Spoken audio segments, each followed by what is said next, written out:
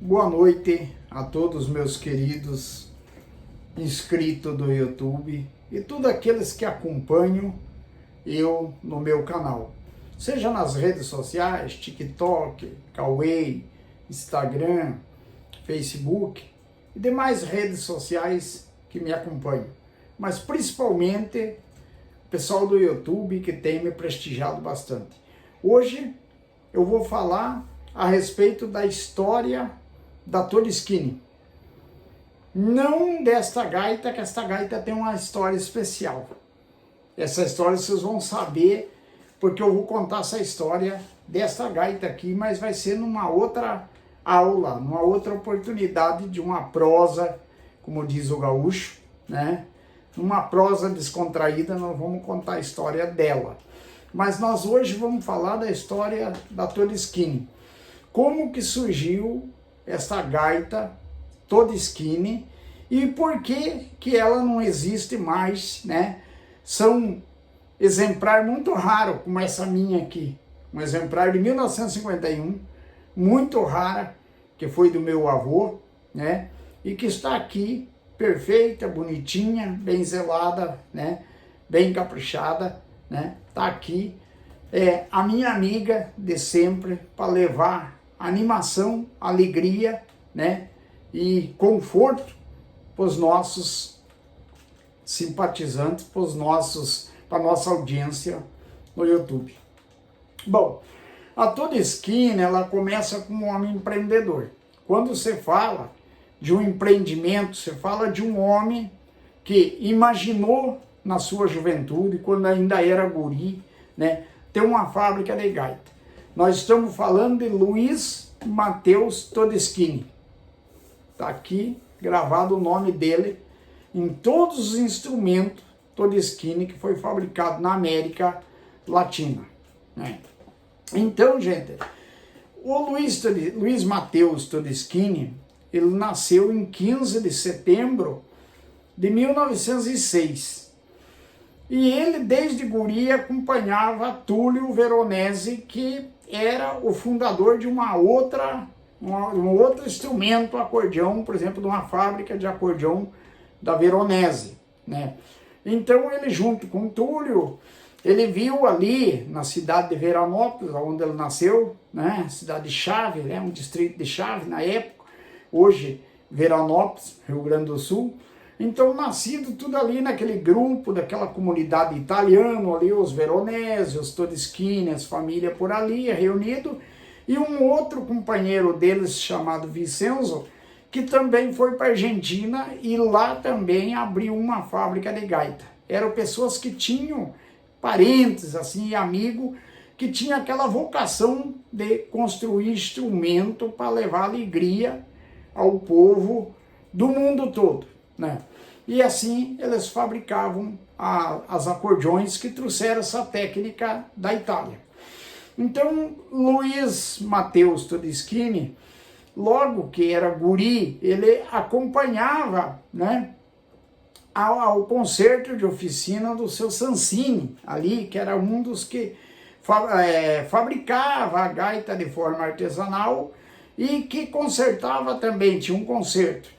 Mas foi com Túlio, na fábrica de Túlio Veronese, onde ele fica muito admirado quando ele vê construindo aquelas gaitinhas em botão feito com osso de canela de boi, né? Uma máquina que fazia, né, com o osso da canela do boi, fazia a gaitinha de botão, aquelas primeiras gaitinhas que surgiu da Veronese. Então, o vovô da gaita é o seu Túlio Veronese, mas o pai da gaita é o Luiz, né, Luiz Mateus Todeskine. Foi ele que foi o pai da gaita que criou essa geração de gaita chamada Todeskine. Aos 14 anos ele vai trabalhar numa oficina lá com o seu Sansini, e lá ele começa a aprender a fabricar. E assim que ele cresceu, casou, ele resolveu montar a própria fábrica dele. Então, em 1932, ele funda a fábrica da Todeskine e começa a fabricar acordeon com a marca dele mesmo, né? Começa a trabalhar com a própria marca Todeschini. Em 1939, o empreendimento deu tanto lucro e começou a vender muita gaita ao ponto que ele já aumentou para 50 funcionários. Deixou de ser ele e uns poucos funcionários para 50 funcionários trabalhar na fábrica dele. E a fábrica só cresceu a partir de 1939 e foi destacando ao ponto dele produzir cerca de 2.000 cordão por dia. E ele vendia em toda a América Latina, exportava para a Europa, Brasil todo, Rio Grande do Sul, Santa Catarina, Paraná, enfim, para o Brasil todo tinha gaita fabricado. E a fábrica dele, depois ele se muda para Bento Gonçalves, quer dizer, a fábrica dele, da Todeschini, mesmo quando ele registrou a fábrica, ele já estava morando em Bento Gonçalves. Veranópolis é a terra de nascimento, mas a terra onde ele fez a história com a Todeschini é Bento Gonçalves. E lá ele começou a produzir aquela seleção anual, todo ano lançava uma remessa de gaita. Então vinha com o selo daquele ano, tanto é que toda a gaita, quando você abre ela, aqui dentro ela tem um carimbo, que tem o ano, a série de fabricação e o ano que ela foi fabricada. Então se ela era a série 2000, ou série 1600 e pouco, vamos dizer que se fosse a 1600 e poucas gaitas fabricadas naquele ano, ela tem a série, como essa aqui tem, essa é de 51. Depois eu vou contar a história dessa, mas não agora. Agora eu preciso falar do seu Luiz Mateus Todeschini. E esse grande homem, na década de 50, foi ampliando ao ponto que, por volta de 1960, a fábrica da Todeschini era uma das maiores da América Latina. Cresceu tanto ao ponto de exportar 2.000 gaitas por dia, né? Então, era muita fabricação de gaita e ele tinha 500 funcionários na fábrica. Só que em 67 houve uma crise grande, aí, uma crise financeira no Brasil, aí prejudicou muitos negócios, as pessoas deixaram de adquirir o instrumento e enfraqueceu. A Veronese acabou fechando. Seu Túlio Veronese fecha a fábrica da Veronese e a Todeschini praticamente quase fechou, mas ela ainda superou a crise de 67 e voltou a fabricar em 68, 69, 70. Mas em 71 um sinistro muito grande aconteceu.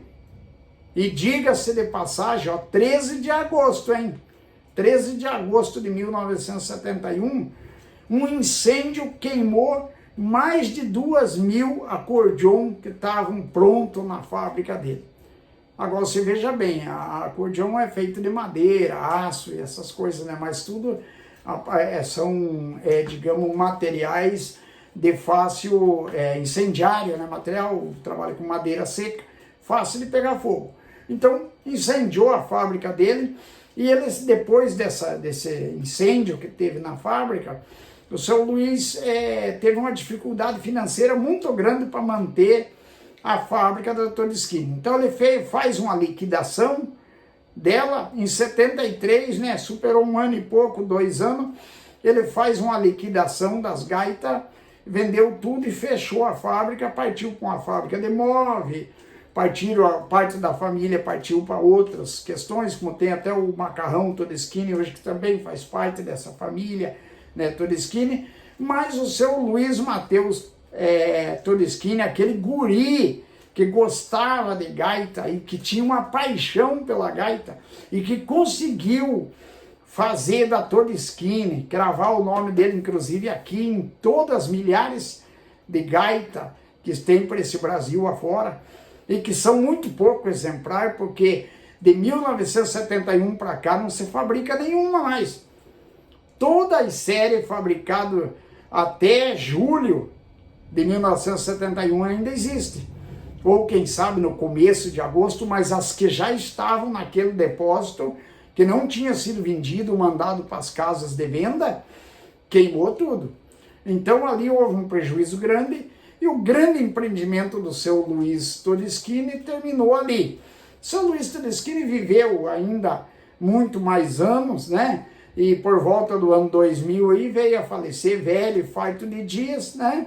Mas uma pessoa, por exemplo, que fez um grande empreendimento para o Brasil e trouxe alegria para todos nós, inclusive eu carrego essa aqui com muito orgulho, né? Ano 1951, selo verde, né? Todeschini Super 8, e eu carrego com muita alegria, por exemplo, no coração, porque essa era do meu avô. Foi o meu avô que comprou na Casa da Acordeon, lá em Curitiba. Mas isso é uma outra história. Então nós vamos falar depois. Por hoje, só, meus grandes amigos, um grande abraço a todos aqueles que estão me ouvindo, né? E fique com Deus e tenha uma ótima semana.